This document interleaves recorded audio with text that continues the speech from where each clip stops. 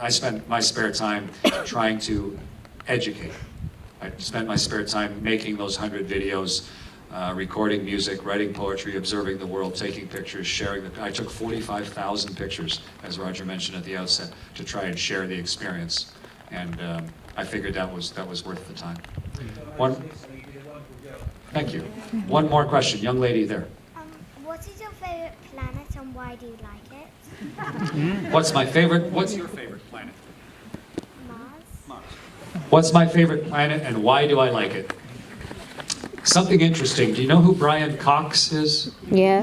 Brian, I was talking with Brian a couple nights ago, and Brian said that if you look at the best telescopes that we've just built, and you look all over our galaxy, which is the Milky Way, and we've been seeing planets around other stars, not just our planets, not just Mercury, Venus, Earth, Mars, all the others, but we can actually see planets around other stars. And not only planets, but planets that are basically the same as Earth, about the same size as Earth or a little bigger.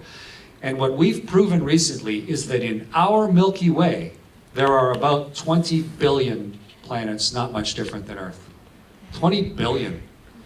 So I bet you my favorite planet is one of those. Because one of those could be just like Earth. The odds are 1 in 20 billion, or 20 billion to 1, that those planets have water on them, or can have maybe people on them. So I'm hoping one of my favorite planets is one of those. But until then, my favorite planet is Earth.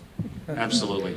And after Earth, I think I'm with you. My favorite planet after that is Mars. And the reason is because Mars has an atmosphere. And Mars used to have lakes on it. In the last 2 weeks, we proved that Mars had lakes on it, freshwater lakes, big ones. And in the last couple of months, we proved that if you pick up a piece of dirt on Mars that's the size of this block of books, any piece of dirt this size on Mars has a liter of water in it, in the topsoil. Mars has oceans and oceans of water just dissolved in the dirt at the surface. So Mars has oceans of water. So I think if we're going to go anywhere, the logical place to go would be Mars.